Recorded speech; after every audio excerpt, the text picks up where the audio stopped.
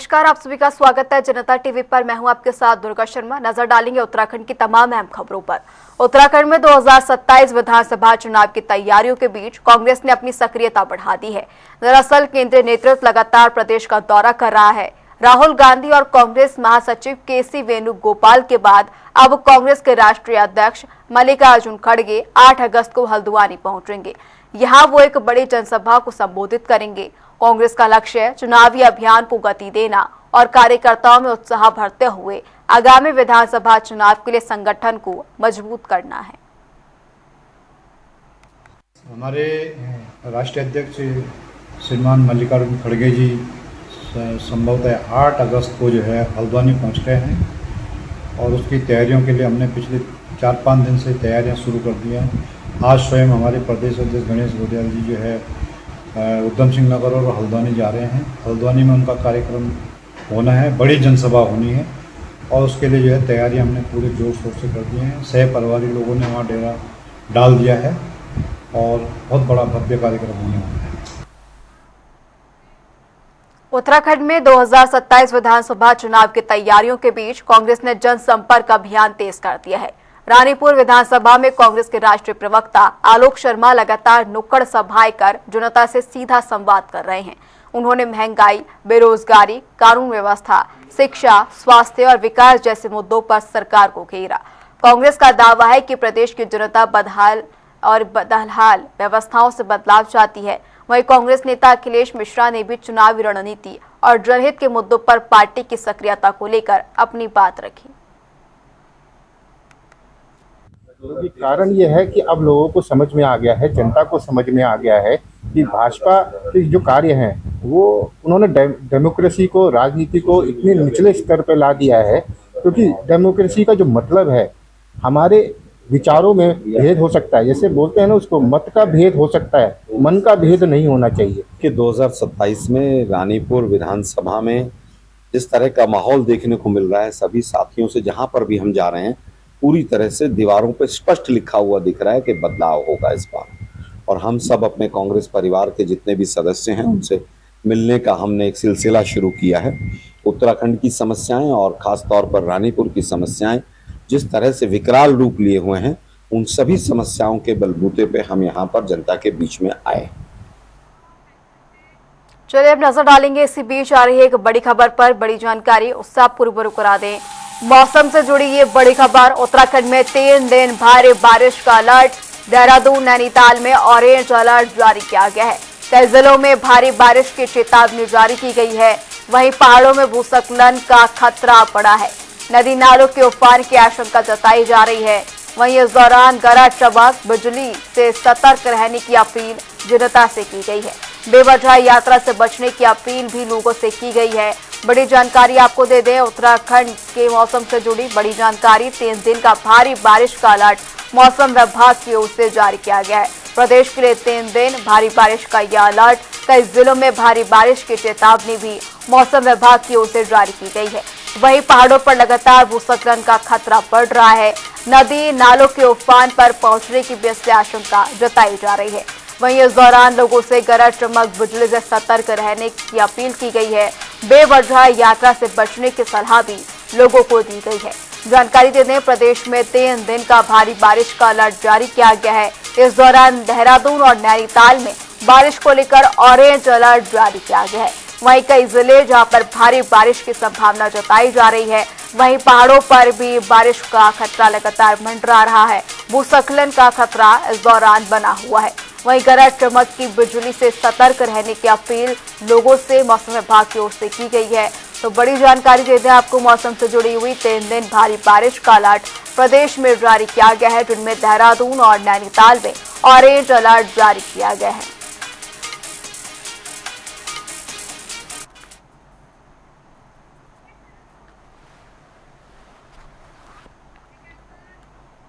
हरिद्वार में श्रावण कावड़ मेला 2026 के दौरान बढ़ती भीड़ और यातायात दबाव को देखते हुए जिलाधिकारी मयूर दीक्षित ने 30 जुलाई से 11 अगस्त तक सभी स्कूलों, उच्च शिक्षण संस्थानों, तकनीकी संस्थानों और आंगनबाड़ी केंद्रों में शैक्षणिक अवकाश घोषित किया है। विद्यार्थियों की पढ़ाई प्रभावित न हो, इसके लिए सभी संस्थानों को ऑनलाइन कक्षाएं संचालित करने के निर्देश दिए गए हैं। प्रशासन ने आदेश का कड़ाई से पालन सुनिश्चित करने को लेकर कहा, ताकि विद्यार्थियों की सुरक्षा और यातायात व्यवस्था सुचारू बनी रहे। देखिए, कांवड़ यात्रा 30 तारीख से शुरू हो रही है और अभी एक्चुअली हम देख रहे हैं कि काफ़ी संख्या में श्रद्धालु ऑलरेडी हरिद्वार आ रहे हैं। पूर्व में भी देखा गया था कि गाड़ियों के मूवमेंट को लेकर, स्कूलों में और बसों के मूवमेंट को लेकर कुछ समस्याएं थी, तो इस बार 30 तारीख से ही छुट्टियां घोषित कर दी गई हैं। 30 जुलाई से लेकर 11 अगस्त तक सभी शैक्षणिक संस्थान बंद रहेंगे और आंगनबाड़ी सेंटर्स को भी बंद रखने के आदेश किए। लगातार हरिद्वार में कारगिल विजय दिवस पर वीर शहीदों को श्रद्धांजलि अर्पित करते हुए जिला मुख्यालय में सम्मान समारोह आयोजित किया गया।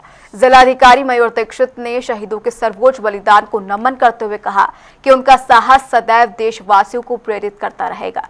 कार्यक्रम में पूर्व सैनिकों और उनके परिजनों को सम्मानित किया गया, साथ ही उनकी समस्याएं भी सुनी गई। जिला विधिक सेवा प्राधिकरण ने विधिक जागरूकता शिविर लगाकर वीर परिवार कल्याण योजना की जानकारी दी। 26 जुलाई को पूरे प्रदेश में, पूरे देश में कारगिल विजय दिवस मनाया जा रहा है। हरिद्वार जनपद में भी जनपद मुख्यालय पे इसका आयोजन किया जा रहा है, जिसमें कि कारगिल शहीदों को यहाँ पर श्रद्धांजलि दी जा रही है और उनके द्वारा जो सर्वोच्च बलिदान दिया गया है उसके लिए उनको याद किया जा रहा है। साथ ही जो हमारे पूर्व सैनिक हैं या उनके जो परिवारजन है उनको भी यहाँ पर बुलाया गया है। हाँ, देखिए, सबसे पहले तो जो हमारा ऑपरेशन विजय है ये अस्मरणीय है, इसको कोई भुला नहीं सकता। आज के दिन 26 जुलाई ये उन्हीं जो हमारे जिनकी स्टोरीज टोल्ड या अनटोल्ड स्टोरीज हमारे मार्टियर्स, हमारे शहीदों की रही है, उन्हीं को श्रद्धांजलि अर्पित करने के लिए ये दिवस मनाया जाता है। और आज हम लोग यहाँ पर जो हमारा कलेक्ट्रेट भवन है इसलिए एकत्रित हुए क्योंकि यहाँ पर बहुत ही हर्षोल्लास के साथ उनको श्रद्धांजलि दी जाती है, उनका नमन किया जाता है। उत्तरकाशी में कारगिल विजय दिवस पर जिला मुख्यालय के ज्ञानस स्थित शौर्य स्थल पर भव्य शौर्य दिवस समारोह आयोजित किया गया। यहां पर वीर शहीदों को श्रद्धांजलि अर्पित की गई। गंगोत्री विधायक सुरेश चौहान, जिलाधिकारी प्रशांत तारे, पुलिस अधीक्षक कमलेश उपाध्याय सहित कई अधिकारियों और गणमान्य लोगों ने शहीद दिनेश चंद्र कुमाई को नमन किया। इस अवसर पर वीर नारी का सम्मान और पूर्व सैनिकों का सम्मान कर शहीदों के अदम्य साहस और बलिदान को याद किया गया। उत्तरकाशी और उत्तराखंड से हमारे लगभग कई लोगों ने इसमें अपना योगदान दिया है और उस समय 1999 में जो युद्ध की परिस्थितियां बनी थी और जिस तरह से लोहा लेते हुए अपने अदम्य साहस का परिचय देते हुए इस युद्ध को अपने पक्ष में लाए थे, उन सभी सैनिकों का सम्मान दिवस है। इसी क्रम में आज उत्तरकाशी के हमारे कुमाई साहब, जिनका मरणोपरांत उनको हम सम्मानित किया, उनकी धर्मपत्नी श्रीमती अनीता जी का भी हमने सम्मान किया। रुड़की के मंगलौर रोड स्थित सेंट मार्क्स एकेडमी में वरिष्ठ समाज सेवी और एग्जीक्यूटिव डायरेक्टर कुंवर जावेद इकबाल की ओर से पारंपरिक मैंगो पार्टी का आयोजन किया गया। कार्यक्रम में अलग अलग राजनीतिक दलों के नेताओं, गणमान्य नागरिकों और समाज के लोगों ने शिरकत की। कुंवर जावेद इकबाल ने बताया कि यह आयोजन उनके परिवार की पीढ़ियों से चली आ रही एक परंपरा है, जिसका उद्देश्य समाज में आपसी भाईचारा, सौहार्द, प्रेम और एकता का संदेश देना है। देखिए, मुझे तो बहुत अच्छा लगता है। मैं समझता हूँ इसमें आने वालों की भी बहुत बड़ी मेहरबानी है। आज बुलाने वालों की कोई नहीं, मैं समझता हूँ जिन लोगों को वक्त निकाल कर दूर दूर से यहाँ लोग आते हैं, ये सब एक प्यार और मोहब्बत की बात है। आपस में ये प्यार मोहब्बत दर्शाती है। और इसके अलावा देखिए, आम सब अपने घरों में भी खाते हैं।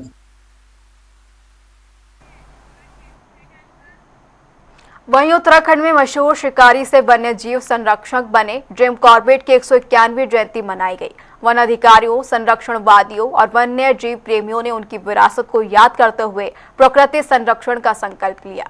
विशेषज्ञों ने कहा कि जिम कॉर्बेट की सोच आज भी उतनी ही प्रासंगिक है, लेकिन बढ़ते मानव वन्य जीव संघर्ष, अनियंत्रित पर्यटन और जंगलों में बढ़ते दखल से प्राकृतिक संतुलन खतरे में है। जिम्मेदार पर्यटन और स्थानीय समुदाय की भागीदारी से ही वन्य जीव संरक्षण का लक्ष्य सफल हो सकेगा। देखिए रिपोर्ट। वो एक मशहूर शिकारी था जो भारत के सबसे बड़े संरक्षणवादियों में एक बन गया। एक ऐसा शख्स था जिसकी कोशिशों ने देश के जंगलों और जंगली जानवरों के प्रति लोगों का नजरिया बदल दिया। उस शख्स का नाम था एडवर्ड जेम्स कॉर्बेट। वे जिम कॉर्बेट के नाम से मशहूर हैं। उनका मानना था कि जंगल, जंगली जानवर और इंसान निश्चित रूप से आपस में मिलजुल कर रह सकते हैं। कॉर्बेट की बुधवार को 151वीं जयंती है। ये दिन भारत के संरक्षण आंदोलन के लिए उनकी सोच के सम्मान का दिन है। पूरे उत्तराखंड के वन अधिकारी, संरक्षणवादी, गाइड और वन्यजीव प्रेमी साथ मिलकर कॉर्बेट की विरासत का जश्न मनाते हैं। इसी विरासत ने भारत के पहले नेशनल पार्क को बनाने की प्रेरणा दी थी।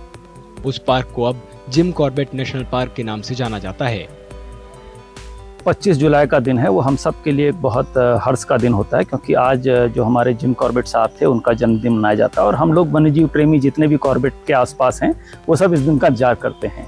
और जहाँ तक बात है मानव वन्यजीव संघर्ष की, तो मुझे लगता है कि 1930 के दशक में जब उन्होंने ये सोच दी कि भाई जो बाघ है उसको बचाया जाना चाहिए, स्वयं शिकारी होने के बावजूद उन्होंने प्रण लिया उसके बाद कि वो शिकार नहीं करेंगे, और कहीं ना कहीं एक उसके तहत ही ये जो पार्क का निर्माण हुआ आज 1936 में जब ये बना था 8 अगस्त को, और अब इस वर्ष ये 90 वर्ष पूरे करने जा रहा है। जितना बड़ा संरक्षण में उन्होंने अपना योगदान दिया है तो वो बहुत ही सराहनीय है। जो भी उनके हमें दस्तावेज पढ़ने को मिलते हैं, जिस तरह से उन्होंने बाघ को समझा और उसे डॉक्यूमेंट करा, उससे आज भी हमें बहुत मदद मिलती है। कॉर्बेट की विरासत की आज भी तारीफ होती है। फिर भी संरक्षणवादियों का कहना है कि जंगलों में इंसानी दखल और इंसानों और जंगली जानवरों के बीच बढ़ते टकराव से उस संतुलन को खतरा पैदा हो गया है, जिसे बनाए रखने के लिए संरक्षण के अगुआ ने कोशिश की थी। तो अगर आप देखें कि आज के टाइम पे जब हम बहुत जो मानव और जीव का जो संघर्ष बहुत एक पीक पे है, बहुत ज़्यादा आपके चरम पे है, कॉर्बेट के टाइम पे भी ये शायद इससे भी बहुत उग्र स्थिति में था। अगर आप देखें उनके कई सारे जो मैनिटेस थे, किसी ने आपके 150 इंसान खाए, किसी ने आपके 400 इंसानों को खाया, इस तरह से था। तो कॉर्बेट एक मिटिगेटर थे। उस चीज़ को उन्होंने फील्ड में जाकर जो ह्यूमन वाइल्ड लाइफ कॉन्फ्लिक्ट, जो मानव और जीव का जो ये संघर्ष था, उन्होंने बहुत अच्छी तरह से इसको सॉल्व किया। इतना सॉल्व किया कि जो लोग थे वो उनके साथ थे, वो जंगल के साथ थे, और ताकि इसीलिए शायद पहला हमारा नेशनल पार्क बन भी पाया, क्योंकि लोग उनके साथ खड़े थे। जिम कॉर्बेट की जयंती और अच्छी बात है, सब उसको मनाते हैं, और ये केवल मुझे लगता है केवल मनाना सीमित है। लोग मनाते हैं और फिर भूल जाते हैं, बट ऐसा नहीं है, होना चाहिए। क्योंकि अगर जो जिम कॉर्बेट हमें कॉर्बेट देखे गए थे, जो विरासत में देखे गए थे, तो मुझे नहीं लगता कि अगर जिम कॉर्बेट यहाँ होते तो उतने खुश होते। पर जिस तरह से चीज़ें परिवर्तित हुई हैं, जो उन्होंने कल्पना करी थी एक कॉर्बेट की, वो मुझे लगता है कॉर्बेट थोड़ा बदल गया है। क्योंकि अगर आप देखें तो मतलब विगत 10-15 सालों में एक जो परिभाषा है आपके जंगल को जीने की, और उन जो परिंदों का जो शोर होता है उसको जीने की, तो वो कहीं ना कहीं बदली है, और इसमें शोर शराबे ने ज़्यादा उसमें दखल डाला है। कुछ जानकारों का कहना है कि बेरोक-टोक टूरिज्म, जरूरत से ज्यादा गाड़ियों की आवाजाही, बढ़ता शोर और लोगों का गैर जिम्मेदाराना रवैया नाजुक प्राकृतिक आवासों को नुकसान पहुंचा रहा है। लिहाजा बड़े पैमाने पर टूरिज्म को बढ़ावा देने के बजाय जिम्मेदाराना टूरिज्म वन्य जीवों की सुरक्षा और स्थानीय अर्थव्यवस्था की मजबूती के लिए जरूरी है। पर्यटन के मामले में शायद बहुत कुछ करना शायद बाकी है। पर्यटन की जो रूपरेखा अब हम देख रहे हैं, वो ना जंगल के लिए अच्छा है, ना जो लोकल लोगों के लिए अच्छा है ना। ये मास टूरिज्म एक बहुत एक अभी घातक चीज़ है, और हम जितनी जल्दी इसके पॉलिसीज़ में बैठते हैं कि ये जो समुदाय का भला होना चाहिए, समुदाय अपनी ज़मीनें ना बेच के जाएं, और उसमें भागीदारी होना उनकी बहुत ज़रूरी है। नैनीताल में जिम कॉर्बेट के जन्म को 150 साल से ऊपर हो गए। पर्यावरण संरक्षण से जुड़े लोगों का कहना है कि उनकी सोच आज भी प्रासंगिक है। जंगलों को बचाने का मतलब है वन्य जीवों की रक्षा करना, स्थानीय लोगों का सम्मान करना और प्रकृति को संतुलित बनाए रखना। ये सोच ठीक वैसी ही है जो जिम कॉर्बेट का नजरिया थी। रुड़की के डाइट परिसर में 8 दिवसीय पुस्तक प्रदर्शनी का शुभारंभ ज्वाइंट मजिस्ट्रेट दीपक रामचंद्र शेठ और छावनी परिषद के सीईओ दिग्विजय सिंह ने किया। प्रदर्शनी का उद्देश्य विद्यार्थियों, शिक्षकों और आम पाठकों में पढ़ने की संस्कृति को बढ़ावा देना है। यहाँ साहित्य, विज्ञान, इतिहास, प्रतियोगी परीक्षाओं और सामान्य ज्ञान सहित अलग अलग विषयों की पुस्तकें 10% छूट पर उपलब्ध हैं। ये प्रदर्शनी 2 अगस्त तक प्रतिदिन सुबह 10 बजे से लेकर शाम 7 बजे तक खुली रहेगी। रुड़की है, ये नेशनल ऑर्गेनाइजेशन है, बड़ी ऑर्गेनाइजेशन है। उनके पास हर साल 10,000 से ऊपर बुक पब्लिश करते हैं। ऐसा ऑर्गेनाइजेशन हमारे रुड़की, कहाँ हम शिक्षा नगरी कहते हैं, उस जगह पे आके आज बुक एग्जीबिशन एक हफ्ता के लिए डाइट में, रुड़की डाइट का हॉल है, उसमें लगाया हुआ है। आपके माध्यम से मैं सभी हमारे कितने भी लोग हैं और जितना बुक रीडर्स है और उसके अलावा भी कौन जानना भी चाहते हैं, वो सभी लोग स्वागत करता हूँ कि आप आके अपना इस फेयर का अनुभव ले लें। और साथ ही साथ क्या नए तरीके से बुक्स के माध्यम से सीखने को मिलता है। इनका कई बुक्स ये भी है कि ई बुक्स के माध्यम से भी हो सकता है, और कई हमारे ऑर्गेनाइजर्स हैं जैसे लाइब्रेरी है या कोचिंग इंस्टीट्यूट्स है, उन लोगों के लिए भी ये बड़ी मात्रा से मास प्रोक्योरमेंट होता है, तो उसमें बड़ी मात्रा से उनको डिस्काउंट भी मिलता है, वो भी आप लाभ ले सकते हैं। उसको रिप्रेजेंट कर रहा हूँ। हमारी जो बुक एग्जीबिशन है, ये आज इसका उद्घाटन हुआ है। 2 अगस्त तक ये चलेगी। इसमें हम सभी रुड़की वासियों से अपील करते हैं कि वो यहाँ पे आए और पुस्तकों का लाभ उठाएं। इसमें हम छोटे बच्चों से लेके टिल एडल्ट तक सभी तरह की बुक्स यहाँ पे डिस्प्ले है, जिसके अंदर story book, picture, history books, culture के ऊपर एंड यंग ऑथर्स की बुक भी वहाँ पे डिस्प्ले है। रुड़की में रोटरी क्लब के वर्ष 2026 से 27 के नए सत्र का इंस्टॉलेशन समारोह आयोजित किया गया, जिसमें नई कार्यकारिणी ने पदभार ग्रहण किया। समारोह में समाज सेवा, शिक्षा, स्वास्थ्य और जन कल्याण के कार्यों को और गति देने का संकल्प लिया गया। मुख्य अतिथि डिस्ट्रिक्ट गवर्नर इलेक्ट्रेट रोटे MP गुप्ता और कैबिनेट मंत्री प्रदीप बत्रा ने सेवा कार्यों की सराहना की। इस दौरान वरिष्ठ रोटेरियन प्रेम मोहन को लाइफ अचीवमेंट अवार्ड से भी सम्मानित किया गया। आज मुझे प्रेसिडेंटशिप का बाहर मिला है, पद मिला है, और मैं चाहती हूँ कि इसे पूरी निष्ठा ईमानदारी से पूरे साल काम करूँ, और जैसे हमारे क्लब ने नए नए हाइट्स लिए हैं, ऐसे ही मैं भी लेना चाहती हूँ कि ताकि हमारे क्लब का नाम और ऊंचाई जो है हमारा रुड़की का रोटरी इंटरनेशनल जो एक संस्था है, उसके अंदर विभिन्न क्लब्स काम करते हैं, परिवार के सदस्य हैं यहाँ पे सभी लोग। तो आज अलका मित्तल जी और उनकी टीम का शपथ ग्रहण समारोह था, उसमें हम लोग आए और सब परिवार के सदस्यों से मिले, सब बड़ों से मिले और सबको शुभकामनाएं दी और सबका आशीर्वाद लिया नए कार्यकाल के लिए।